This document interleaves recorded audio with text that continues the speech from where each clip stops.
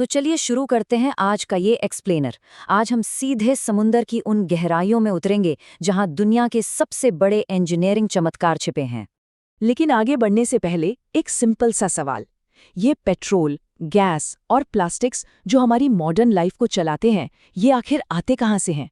ये किसी normal factory में तो बनते नहीं हैं, बल्कि इन्हें पृथ्वी की सबसे गहरी, अंधेरी और खतरनाक सतह से खींचकर बाहर निकालना पड़ता है। आज के इस एक्सप्लेनर में हम इस पूरे सफर को स्टेप बाय स्टेप समझेंगे।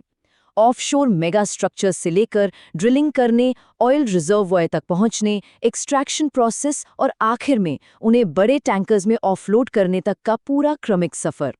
सेक्शन 1, ऑफशोर मेगा स्ट्रक्चर्स, लहरों के ठीक ऊपर की इंजीनियरिंग। अब इस फैक्ट को सुनकर आप शायद थोड़ा चौंक जाएं। सिर्फ एक ऑफशोर प्लेटफॉर्म को बनाने में करीब 5 से 10 बिलियन डॉलर्स का खर्चा आता है। जी हाँ, 5 से 10 बिलियन डॉलर्स। और ये इतना महंगा क्यों है? क्योंकि इन स्ट्रक्चर्स को ओशन के बीचों बीच कैटेगरी 5 के तूफानों और 30-30 मीटर ऊंची लहरों का डट के सामना करना होता है। असल में ये प्लेटफॉर्म्स पानी पर तैरते हुए शहर हैं। इनकी ऊंचाई 300 से 600 फीट तक होती है, मतलब ये कुतुब मीनार से भी ज्यादा ऊंचे हैं। यहाँ 200 से 500 लोग सातों दिन 24 घंटे काम करते हैं। चूंकि वर्कर्स यहाँ महीनों तक रहते हैं, इसलिए इन पर हॉस्पिटल्स, हेलीपैड्स, जिम्स और बड़े डाइनिंग हॉल्स जैसी सारी फैसिलिटीज होती हैं, एकदम किसी फ्लोटिंग सिटी की तरह। सेक्शन 2, पृथ्वी के आर पार ड्रिलिंग, द मैकेनिकल हीरोज। यहाँ सबसे क्रूशियल हिस्सा है डेरिक। ये प्लेटफॉर्म के ऊपर एक लंबा सा टावर स्ट्रक्चर होता है। आप इसको एक मस्कुलर कोर समझ लीजिए, जो उस विशाल मशीनरी को संभालता है जो रोटरी ड्रिल को पूरी ताकत से नीचे जमीन के अंदर पुश करती है। अब आप खुद सोचिए, समुद्री तल की चट्टानें कितनी कठोर होती होंगी। उन्हें काटने के लिए किसी आम चीज से काम नहीं चलता। इसलिए ड्रिल बिट्स को डायमंड और टंगस्टन कार्बाइड जैसे दुनिया के सबसे सख्त मटेरियल से बनाया जाता है। यही वो मटेरियल्स हैं जो इन निर्दयी चट्टानों को आसानी से चीर सकते हैं।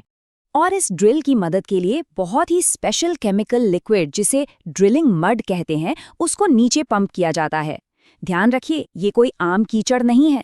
ये एक हाईली इंजीनियर्ड मिक्सचर है जो आसपास की चट्टानों को ठंडा रखता है, स्पिनिंग ड्रिल बिट को लुब्रिकेट करता है और सबसे जरूरी बात, जमीन के अंदर के उस एक्सट्रीम प्रेशर को कंट्रोल में रखता है। सेक्शन 3, तेल के भंडार तक पहुंचना, द डीप डिसेंट। एक ड्रिल बिट एग्जैक्टली किन लेयर्स से गुजरता है? चलिए स्टेप बाय स्टेप देखते हैं। पहले समंदर का पानी, फिर सीबेड रॉक्स, उसके बाद 3 अलग-अलग जियोलॉजिकल लेयर्स और तब जाकर फाइनली तेल का भंडार मिलता है। ये टोटल गहराई 1000 से 5000 मीटर तक हो सकती है। सोचने वाली बात यह है कि सिर्फ एक कुएं को ड्रिल करने में ही 60 से 100 दिन का वक्त लग जाता है। लेकिन रिजर्वॉयर तक पहुंचना बहुत खतरनाक भी हो सकता है।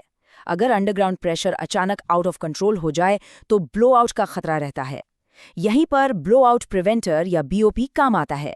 ये एक मैसिव वॉल्व सिस्टम है जो किसी भी इमरजेंसी में कुएं को फौरन सील कर देता है ताकि हाई प्रेशर ऑयल और गैस बाहर ना निकले। डीप वाटर होराइजन जैसी भयानक घटनाओं को रोकने के लिए ये लिटरली सबसे महत्वपूर्ण सेफ्टी टूल है। सेक्शन 4, निष्कर्षण और चरण पृथक्करण, काले सोने की प्रोसेसिंग। रिजर्वॉयर तक सेफली पहुंचने के बाद अब चैलेंज है इस क्रूड ऑयल को वापस सरफेस पर लाना। इंटरेस्टिंग बात यह है कि शुरू में जमीन के अंदर का नेचुरल प्रेशर ही ऑयल को खुद ब खुद ऊपर धकेलता है, लेकिन जब ये प्रेशर धीरे धीरे कम होने लगता है, तब आर्टिफिशियल लिफ्ट टेक्निक्स जैसे सबमर्सिबल पंप्स या गैस इंजेक्शन का सहारा लिया जाता है। और जो लिक्विड ऊपर आता है ना, वो सिर्फ प्योर ऑयल नहीं होता, उसमें गैस और पानी भी मिक्स होते हैं। तो इस मैसी मिक्सचर को सफाई से अलग करने के लिए 3 फेज सेपरेटर का यूज किया जाता है। ये ग्रेविटी और प्रेशर के बेसिक रूल पर काम करता है। नेचुरल गैस सबसे हल्की होती है तो वो टॉप पर कलेक्ट होती है। क्रूड ऑयल मिडिल में रहता है जिसे स्टोर कर लिया जाता है, और सबसे भारी पानी बॉटम में इकट्ठा होता है जिसे ट्रीट करके वापस ओशन में छोड़ दिया जाता है। सेक्शन 5, स्टोरेज और टैंकर ऑफलोडिंग, लाखों बैरल्स को ट्रांसपोर्ट करने का फाइनल स्टेज। यहाँ एंट्री होती है एफपीएसओ वेसल की, यानी floating production, storage and offloading. ये वेसल साइज में 3 फुटबॉल फील्ड्स के बराबर होता है। ये एक मैसिव तैरते हुए टेम्परेचर कंट्रोल्ड वेयरहाउस की तरह काम करता है। यहाँ क्रूड ऑयल को ठंडा होकर गाढ़ा होने से बचाया जाता है और कस्टडी ट्रांसफर मीटरिंग से हर एक बूंद का एग्जैक्ट ट्रैक रखा जाता है। अब आती है सबसे हाई स्टेक्स ऑपरेशन की बारी, एक बड़े ट्रांसपोर्ट शिप को इस एफपीएसओ से जोड़ना।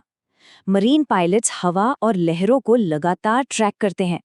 100 किलो प्रति मीटर वजन वाली मोटी स्टील की रस्सियों से इन विशाल जहाज़ों को बांधा जाता है। इस पूरे प्रोसेस में 4 से 6 घंटे लगते हैं और सच बताऊं तो यहाँ गलती की 0 मार्जिन होती है।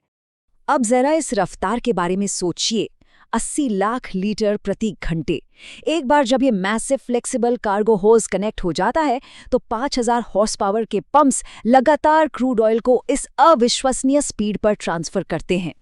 इस पूरी लोडिंग प्रोसेस को खत्म होने में 24 से 48 घंटे का वक्त लगता है।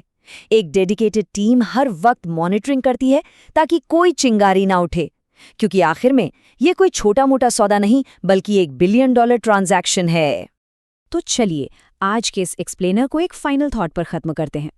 अब जब हम ये जानते हैं कि समंदर के बीचों बीच 2400 घंटे ऐसी खतरनाक और एडवांस्ड इंजीनियरिंग चल रही है, तो क्या रोजमर्रा की चीजों को देखने का नजरिया नहीं बदल जाता? हमारी मॉडर्न दुनिया को ऐसे ही चलाते रहने के लिए जो ह्यूमन एफर्ट और एक्सट्रीम इंजीनियरिंग लगती है, वो सच में कमाल है।